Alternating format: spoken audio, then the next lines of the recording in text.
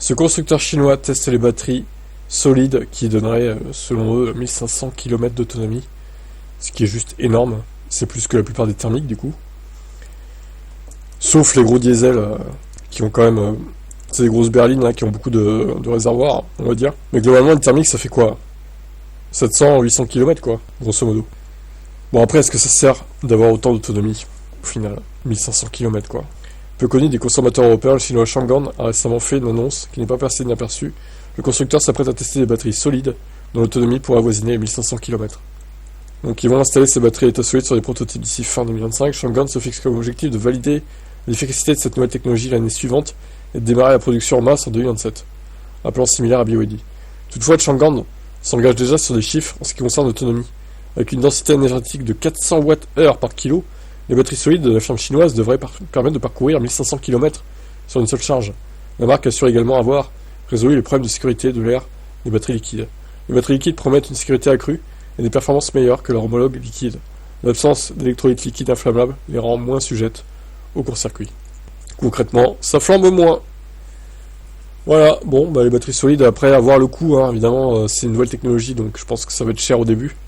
Mais effectivement, dans 10-15 ans, à mon avis, ça sera la base sur les VE, les batteries solides, et à pas trop cher. Et ce sera, moi je pense que ça pourrait potentiellement quasiment doubler l'autonomie des VE actuels, hein, à taille égale, quoi, à poids égal, on va dire, je pense, hein. On n'en est pas loin en tout cas, ce qui est juste énorme. Allez, on verra, ciao. Alors apparemment, il y aura une longue liste de critères pour profiter du V2G, V2L sur Renault, même le V2L. À mon avis, ça concerne plutôt le V2G, du coup. Alors, pour bénéficier du service Mobilized Power nécessaire pour profiter de la fonction V2G, ainsi que le fait logique de posséder un véhicule Alpine Renault équipé d'un chargeur 11 kW bidirectionnel et d'une borne murale Mobilized Powerbox Verso, les clients doivent souscrire à un contrat d'électricité Mobilize opéré par The Mobilize House. Les clients nécessairement propriétaires d'une maison individuelle dotée d'un compteur linké et d'une connexion internet doivent résider dans une zone géographique où le réseau est administré par Enedis. Dès lors, il faudra obtenir l'autorisation d'injection sur le réseau électrique de la part de ce gestionnaire, ainsi qu'une attestation de conformité de l'installation de la borne de recharge bidirectionnelle à domicile de la part du consuel. Tout cet administratif, là encore. Insupportable, vraiment. Les deux constructeurs français peuvent produire ces deux certificats après accord du client de la souscription du contrat Mobilize. De plus, Mobilize précise que si les clients disposent de panneaux solaires sur son lieu de résidence, il ne pourra bénéficier du service Mobilize que si son contrat d'électricité relatif aux panneaux prévoit la revente totale de l'électricité, excluant ainsi le cas dans lequel les dits contrats prévoient une part d'autoconsommation. Mais quoi? Mais c'est n'importe quoi. Situation dans laquelle, donc les gens qui ont des panneaux plug and play comme moi, par exemple, on pourrait même pas le faire, ça. À moins de rien déclarer. Bon, là, ça nous risque et périls, mais... Situation dans laquelle le service Mobilize Power n'est pas à jour, n'est à ce jour pas compatible. Il est également précisé que le service Mobilize n'est pas disponible pour les clients qui disposent d'un système de stockage d'énergie avec batterie stationnaire installée sur le réseau, sauf si ce dernier système est utilisé pour la restitution d'énergie qu'en cas d'urgence ou coupure d'électricité. Enfin, les clients devront télécharger les applications des constructeurs et repérer le véhicule. Bon, bah c'est une usine à gaz. Non mais, franchement, faut dire les termes, au bout d'un moment, c'est une usine à gaz, c'est n'importe quoi. C'est leur système, qui va l'utiliser en fait? Personne. Voilà donc de très nombreuses conditions qui devraient davantage limiter l'utilisation du service Mobilize et la fonction V2G de la voiture. Largement mise en avant, commercialement parlant, marketingment parlant finalement.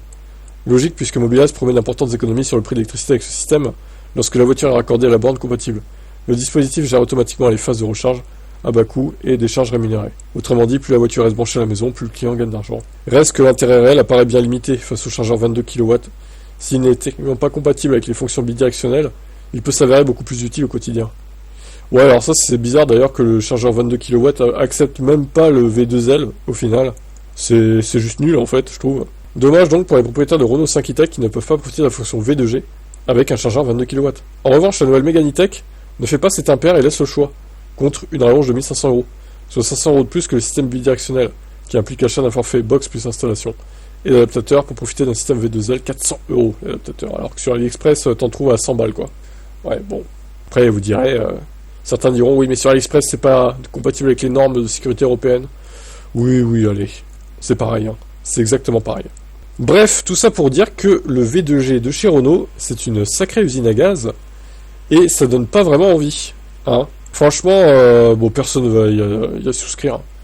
Franchement, je serais curieux de savoir le nombre de contrats qui sont souscrits en 2025 et après. Hein. C'est nul. Vraiment décevant de la part du constructeur français. Quel est votre avis? La MG2 se prépare tranquillement mais sûrement. Donc la MG3 c'est une hybride. Et elle n'est pas électrique cette MG3. Bon, la MG2 le sera par contre. Alors pour le coup, elle aurait un gabarit similaire à celui de la MG3, mais proposant néanmoins un compartiment avant, plus compact au bénéfice de l'habitabilité, et un style à la fois plus moderne que la 3 et plus consensuel que la 4. Reprenant la plateforme de la MG4, sa gamme sera logiquement déclinée avec des batteries et moteurs moins généreux. On pourrait retrouver en version haute la batterie LFP 50 kWh avec un moteur de 125 kW. Et il y aurait peut-être une version de 40 kWh avec 100 kW de puissance. Alors la tarification, la tarification, la MG4 est déjà pas chère, donc il va falloir obligatoirement qu'elle soit moins chère que la MG4, sinon tout le monde va aller chez la MG4, ce qui est normal, elle est plus grosse, plus compacte, enfin disons qu'elle est plus logeable, plutôt, puisqu'elle est plus longue et plus large. Donc s'il y a 2000 € de plus seulement pour la MG4, je vois pas l'intérêt d'aller sur la MG2, personnellement. Autant aller sur la MG4. Hein. Ça va être intéressant de voir le positionnement tarifaire de cette voiture. Mais bon, ça malheureusement on le saura pas avant plusieurs mois. Peut-être même pas avant 2026. Même si là il parle de cette année. Bon, j'attends de voir quand même. Hein. Pas sûr qu'elle sorte dès 2025 cette voiture. Mais bon, ce serait une bonne surprise, remarque. Ciao. Xiaomi s'apprête à lancer un Racing Kit pour la Sucette Ultra, sa borne sportive déjà connue pour ses performances impressionnantes. Ah, parce qu'il y a un kit en plus du kit déjà de course de la Sucette Ultra, quoi. Ok. Alors, freinage. Elle sera équipée du Bosch DPB ESP10 qui introduit une redondance quadruple pour garantir une sécurité maximale. Ce système révolutionnaire combine freinage d'urgence, secours mécanique et électronique, ainsi qu'un système de récupération d'énergie. Un suivi constant de la température et de l'usure de disques, plaquettes et liquides de frein est également intégré. Ces améliorations pourraient cependant bénéficier à la version de base de la Sucette, dont le principal défaut reste son système de freinage, jugé insuffisant pour exploiter ses 1500 chevaux.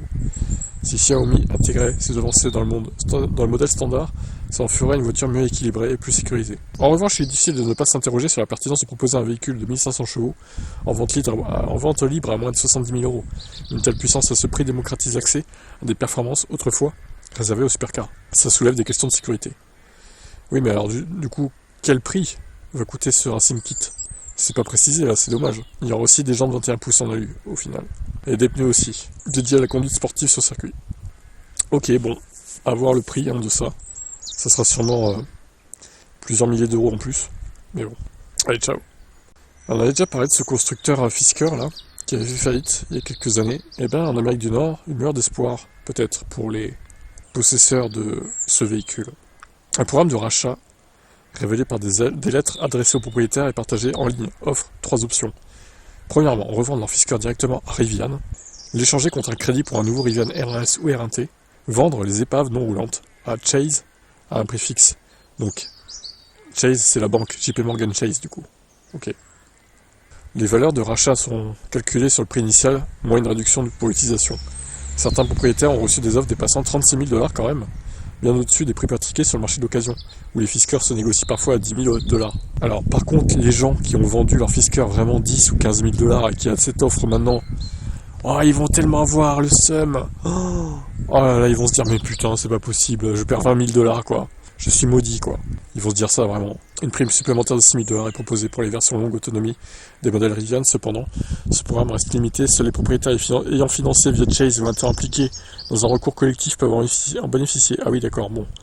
Ceux ayant racheté une Fisker d'occasion après la faillite en sont exclus. Ah bah oui. Ça exclut pas mal de monde déjà.